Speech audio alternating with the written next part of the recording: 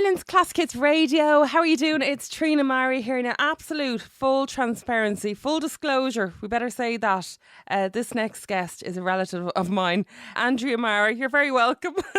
Hi Trina, thanks for having me. I have to say that, you know, in case they go, oh, look at her getting her sister-in-law on. We have a good reason to get her on. She is a best-selling author, and I think so many people have read your books over the years, particularly I guess going on holidays as well. It's a lovely time to really get stuck into a great book.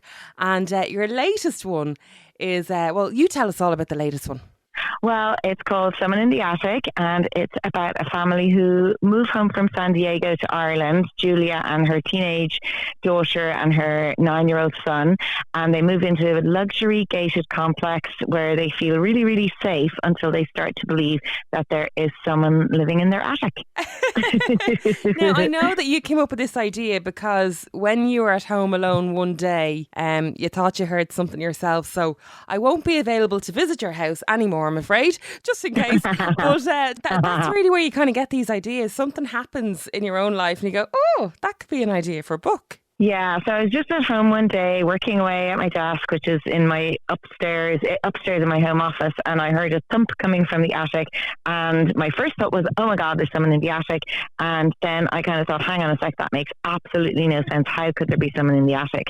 And I was thinking about like all those childhood fears, you know, when you think there's someone under the bed or inside the wardrobe, and then we become adults who understand that those are irrational fears. And I was thinking, yeah, but what if it wasn't an irrational fear? You know, so almost that idea of an adult thinking there's someone under the bed and everyone's like, don't be ridiculous, there's no one under the bed. And then there is, except the attic version. Now, can I just ask before we go any further, did you investigate your own attic or just assume? Absolutely not. No. Okay, so you still don't actually know whether there's someone in the attic. I'm never going up there. It's bolted shut. I'm going nowhere near it. I know that, I hate saying this, but you were a late starter when it came to writing. And it's not that because you started writing and it wasn't a success.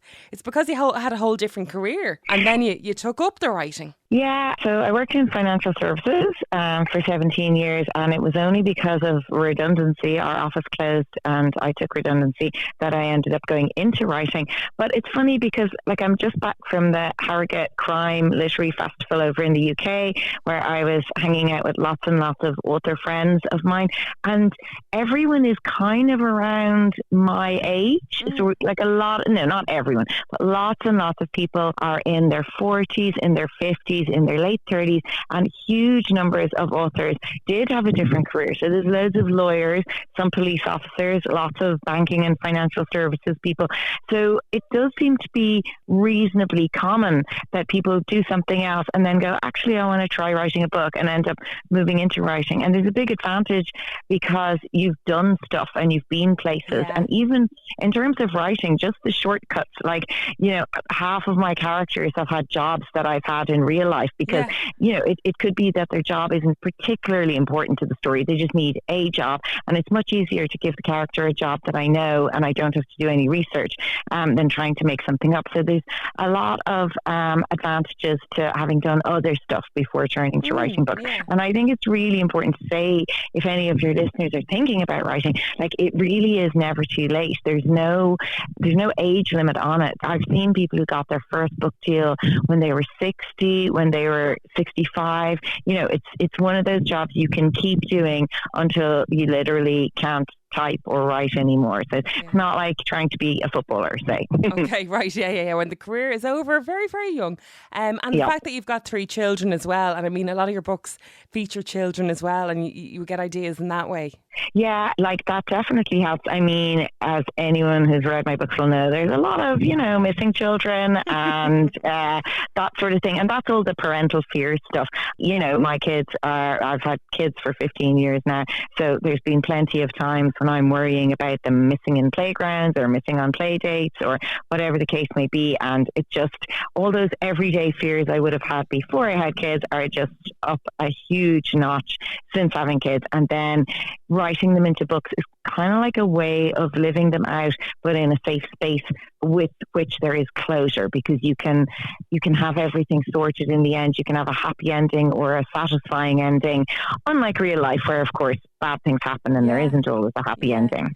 So Andrea, we're up to, is it 500,000 books sold already? Yeah, that's kind of weird, actually. Mind blown. I mean, yeah.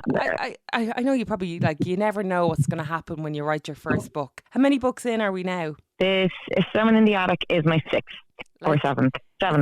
You're even losing track yourself. You must spend all day, every day writing, because you're constantly on the next one, are you? Yeah, so I suppose like lots of writers, there's always kind of 3 on the go, especially if you're writing a book a year. So that you'd be writing one book, editing another book, and publicizing the book that's currently out. So you do have to kind of be able to jump between. So that's why sometimes people say, and such a character, what happened with them? And I'm like, oh my gosh, I have absolutely no idea who the character is, because there's a lot of characters. I did write it, I swear.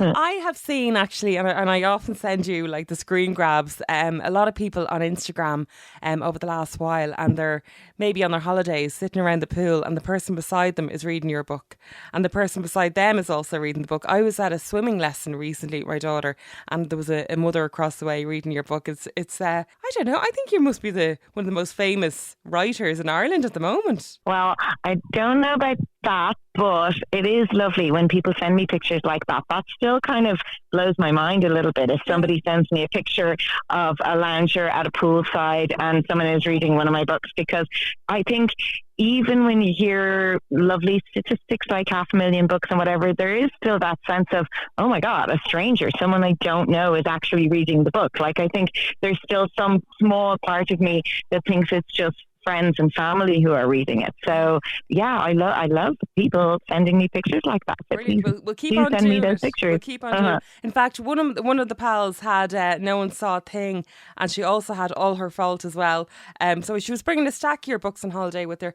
Now, speaking of All Her Fault, tell me, there's news. Yes. So there was news just this week about some additional cast members. So we got fabulous news back in June that Sarah Snook from Succession was going to play the lead character Marissa.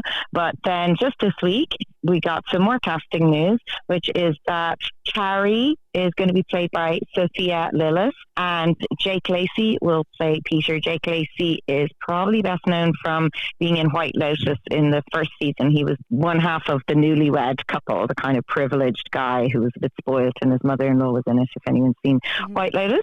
And then Michael Pena, who is, he's been in Ant-Man and Jack Ryan on Prime, but also in Narcos Mexico, which is where he played a character called Kiki. That is a character I will never forget. So when I saw Michael Pena's name, I did scream, because he is just up there for me. So yeah, it's kind of mad. Like, I think back, incredible, isn't it? Do you think that your book is going to be on the screen now? Like, it's kind of incredible. Yeah. I just keep thinking back to watching Narcos Mexico and being so affected by that show and by that character and by that actor. And I started looking out for his name in other shows then, because I really, really loved him in that role.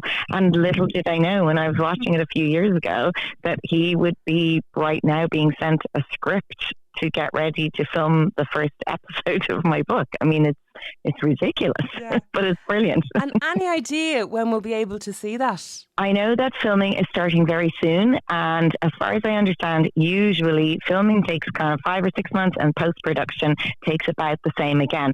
So I'm imagining at the very earliest it would surely be maybe autumn of 2025, but that is very made up on my part. I haven't heard that from anyone. Yeah. You're trying to plan it yourself. You'll have another 2 or 3 books done by then. No bother. There is my sister-in-law, Andrea Mara. Go get her book. It's called Someone in the Attic. Thanks so much. Thank you. It's Ireland's Classic Hits Radio.